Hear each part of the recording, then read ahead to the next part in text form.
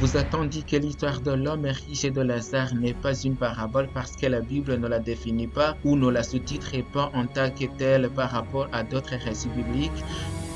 Vous a-t-on dit que l'histoire de l'homme riche et de Lazare n'est pas une parabole puisque le Seigneur Jésus a utilisé de vrais noms comme Lazare et Abraham? S'il vous plaît, soyez attentifs à moi.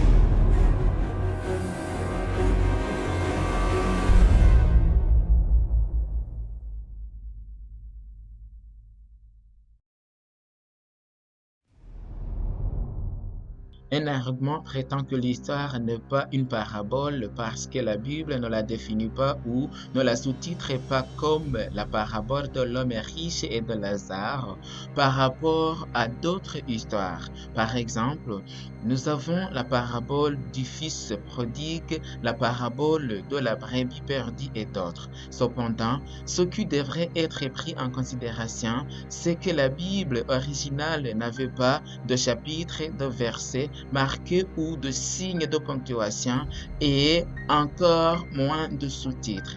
Ceux-ci ont été ajoutés plus tard pour permettre une meilleure compréhension et étude des Écritures. Par conséquent, tous ces éléments n'ont pas été inspirés ou placés par les auteurs originaux.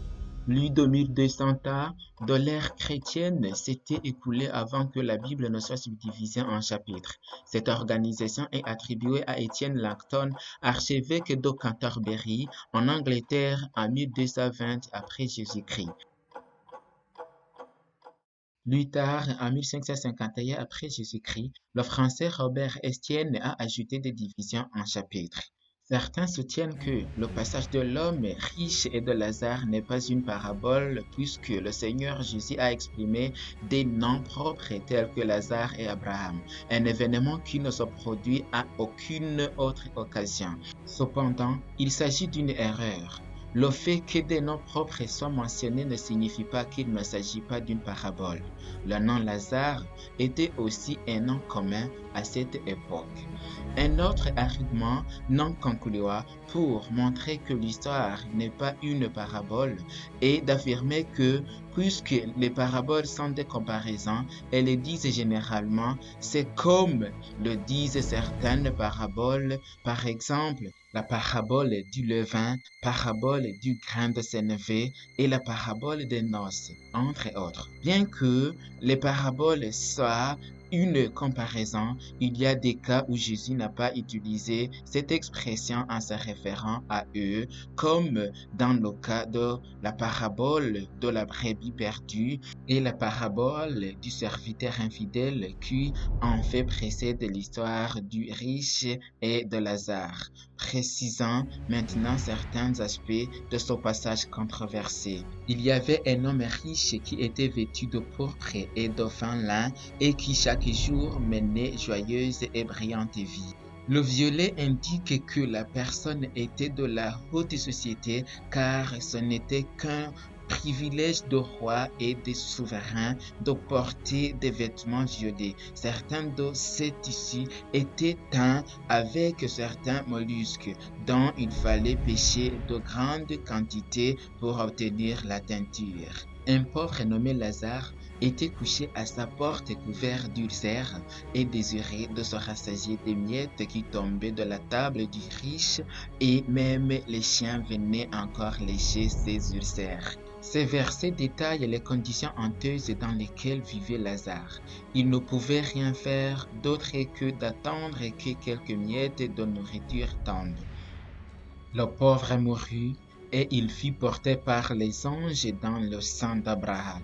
Le riche mourut aussi et il fut enseveli.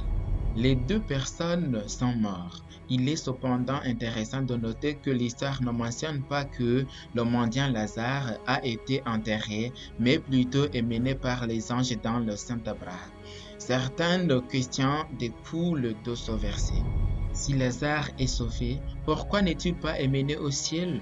Comme indiqué dans 1 Thessaloniciens 4, versets 15 à 17, mais plutôt dans le sein d'Abraham? Qui soit dit en passant, est une expression unique dans l'Écriture, seulement citée dans ce passage. Il convient de préciser que le saint d'Abraham indique un lieu de préférence. Jean se couchait sur la poitrine de Jésus. Le mot poitrine doit être compris ici comme tour. Une poitrine se forme entre la taille et le genou. Maintenant, si tous ceux qui meurent vont dans le sein d'Abraham, quelle est la taille du sein d'Abraham? D'autre part, où sont passés ceux qui sont morts avant Abraham? Dans le sein de qui? Abraham? Certaines congrégations prétendent que le sein d'Abraham à cette occasion est symbolique et que sein signifie appartenance, affection et proximité. Cependant, cela est contradictoire car ils disent que le feu, Lazare et l'homme riche sont tous littéraux à l'exception du sein d'Abraham. Par conséquent, l'histoire doit être considérée soit tout littéral ou tout symbolique. Selon les Écritures, Abraham attend inconsciemment dans sa tombe sa résurrection et sa récompense. Il n'est vivant nulle part ailleurs. C'est par la foi qu'Abraham, lors de sa vocation, obéit et partit pour un lieu qu'il devait recevoir en héritage et qu'il partit sans savoir où il allait, car il attendait la cité qui a de solides fondements, celle dont Dieu est l'architecte et le constructeur. C'est dans la foi qu'ils sont tous morts sans avoir obtenu les choses promises. Tout cela, à la foi desquels il a été rendu témoignage, n'ont pas obtenu ce qui leur était promis. Dieu ayant en vue quelque chose de meilleur pour nous, afin qu'il ne parvinsse pas sans nous à la perfection. Qu'est-ce que Dieu a promis qu'ils n'ont pas encore reçu? Et la promesse qu'il nous a faite, c'est la vie éternelle. L'histoire continue parlant de l'homme riche en disant, dans le séjour des morts, il leva les yeux et tandis qu'il était en proie au tourment, il vit de loin Abraham et Lazare dans son sein. Le mot Hadès ou enfer se trouve 11 fois dans le Nouveau Testament. Il vient de la langue grecque et ressemble au mot hébreu Sheol qui signifie sépulcre, tombeau. Cela peut être comparé avec Psaume 16, verset 10 qui a été écrit en hébreu et Acte 2, verset 27 qui a été écrit en grec. Les deux mots ont été traduits par enfer dans les versions modernes. Ce verset, pris à la lettre, montre qu'il y a une communication visuelle. Il s'écria, Père Abraham, aie pitié de moi et envoie Lazare pour qu'il trempe le bout de son doigt dans l'eau et me rafraîchisse la langue, car je souffre cruellement dans cette flamme. Une communication verbale commence et l'homme riche est décrit comme brûlant dans les flammes. D'autres questions se posent ici. Si quelqu'un brûle, demande-t-il une goutte d'eau pour se rafraîchir la langue ou demande-t-il beaucoup d'eau pour éteindre le feu? Le riche demande à Lazare de tremper le bout de son doigt dans l'eau et de se rafraîchir la langue. Mais quel doigt et quelle langue seraient rafraîchis s'ils n'avaient ni l'un ni l'autre? Jésus a dit, voyez mes mains et mes pieds, c'est bien moi. Touchez-moi et voyez, un esprit n'a ni chair ni os, comme vous voyez que j'ai. De plus, selon les Écritures, les esprits ne souffrent ni de la faim ni de la soif. Interprétant le passage littéralement, nous constatons qu'il s'agit d'un lieu de tourment que beaucoup comprennent comme l'enfer. Jetons un coup d'œil à quelque chose d'intéressant. Le cadavre des riches est dans la tombe. Maintenant, comment peut-il sentir qu'il brûle alors qu'il n'a pas de système nerveux? La prophétie déclare que pour recevoir leur récompense, les méchants doivent être ressuscités. C'est la deuxième résurrection mentionnée dans Apocalypse 20, verset 5. Sinon, aucun paiement ne sera effectué pour eux et il n'y aura pas de seconde mort. Continuons à analyser les versets 25 et 26. Abraham répondit, mon enfant, souviens-toi que tu as réussi tes biens pendant ta vie et que Lazare a eu les maux pendant la sienne. Maintenant, il est ici consolé et toi, tu souffres. D'ailleurs, il y a entre nous et vous un grand abîme avant que ceux qui voudraient passer d'ici vers vous ou de là vers nous ne puissent le faire. Notez qu'il ne s'agit pas d'un sommet, point culminant des montagnes et des collines, mais d'un gouffre qui est une grande et très profonde cavité dans la terre. Malgré cela, il y a la communication audiovisuelle. Pourtant, s'il s'agissait d'une histoire vraie, quelle joie pouvons-nous ressentir là-bas lorsque nous regardons nos proches qui ont rejeté l'Évangile brûler dans les flammes? Imaginez une mère regardant son enfant torturé par les flammes pendant des milliers d'années. Peut-elle trouver de la joie dans le sein d'Abraham? De plus, ceux qui brûlent sont logiquement déjà perdus. Par conséquent, ils n'ont rien d'autre à perdre. Alors, combien de malédictions, de blasphèmes et d'obscénités le dicton perdu contre les sauvés qui écoutent simplement tranquillement? Si tel était le cas, il n'y aurait ni bonheur ni paix en Abraham. Nous allons continuer. Le riche dit, je te prie donc, Père Abraham, d'envoyer Lazare dans la maison de mon père, car j'ai 5 frères. C'est pour qu'il leur atteste ces choses, afin qu'ils ne viennent pas aussi dans ce lieu de tourment. La réponse d'Abraham, lorsqu'elle est prise à la lettre, déclare qu'à l'époque où Jésus a rencontré cette histoire, Moïse et les prophètes étaient vivants parmi le peuple. Par conséquent, ils peuvent être consultés et recherchés. Tenir compte de toutes les Écritures, Moïse et les prophètes comme Isaïe, Jérémie et Ézéchiel étaient-ils sur terre pendant cette période? Il faut avouer que chronologiquement, non, ils étaient tous morts à ce moment-là. Et il dit, non, Père Abraham, mais si quelqu'un des morts va vers eux, ils se repentiront. Et Abraham lui dit, s'ils n'écoutent pas Moïse et les prophètes, ils ne se laisseront pas.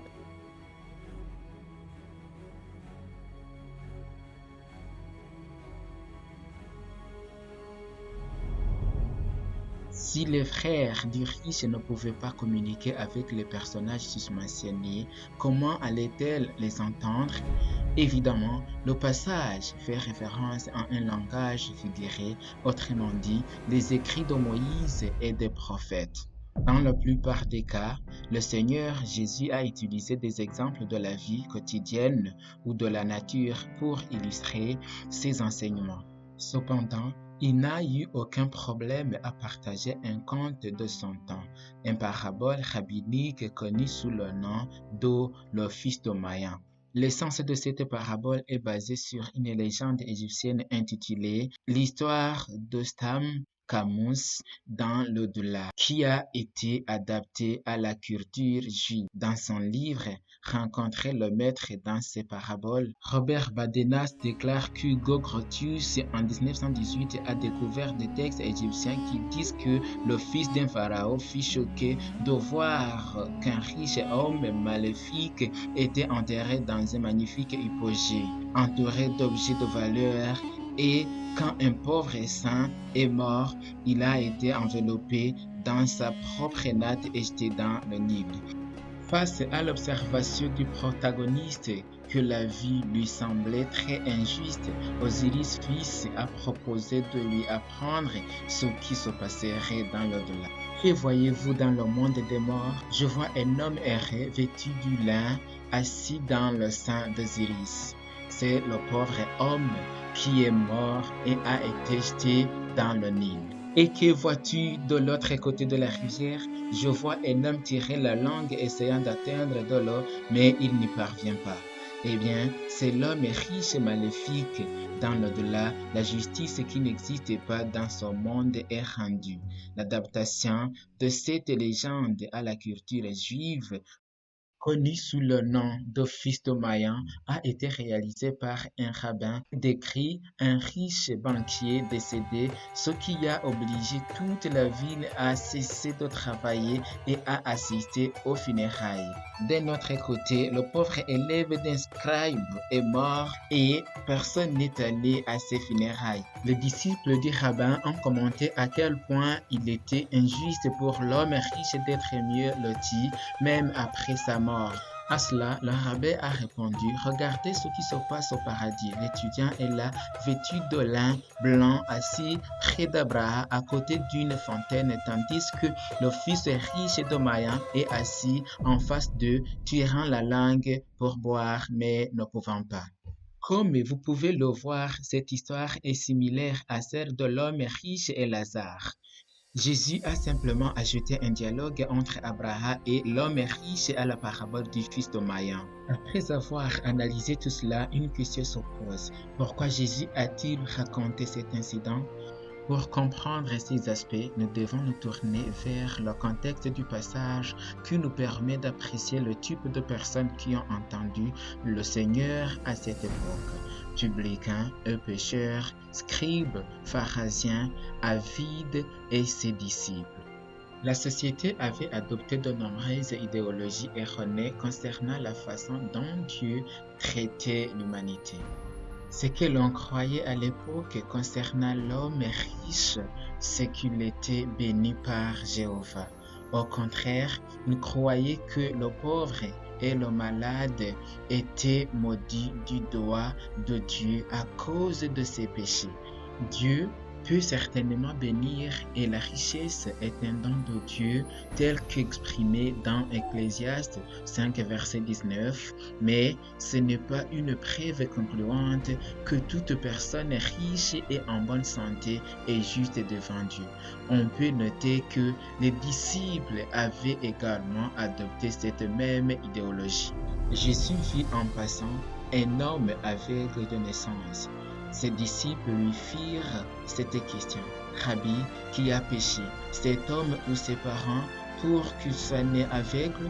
Jésus répondit: ce n'est pas que lui ou ses parents aient péché, mais c'est afin que les œuvres de Dieu soient manifestées en lui. Il y croyait que le péché était la cause de la pauvreté et de certaines maladies. Il croyait qu'ils étaient une punition pour le péché. Ce que le Christ voulait enseigner à travers cette parabole était, premièrement, éliminer cette idée fausse selon laquelle les riches ont toujours été justes devant Dieu et que les pauvres ou les malades sont généralement condamnés par Dieu. Deuxièmement, Dieu a voulu illustrer à travers cet exemple très remarquable comment il perçoit la justice chez les humains. Dieu ne regarde pas à l'extérieur. Lazare s'est retrouvé là où les Juifs et le riche pensaient que le riche irait dans le sein d'Abraham. Et le riche s'est retrouvé là où les Juifs pensaient que Lazare irait. Troisièmement, Dieu a voulu montrer que notre destinée éternelle est décidée Et enfin, Dieu a voulu nous rappeler qu'il faut profiter des opportunités. Cette parabole est une leçon à des fins instructives et non littérales. Citez ce que vous n'avez jamais été dit.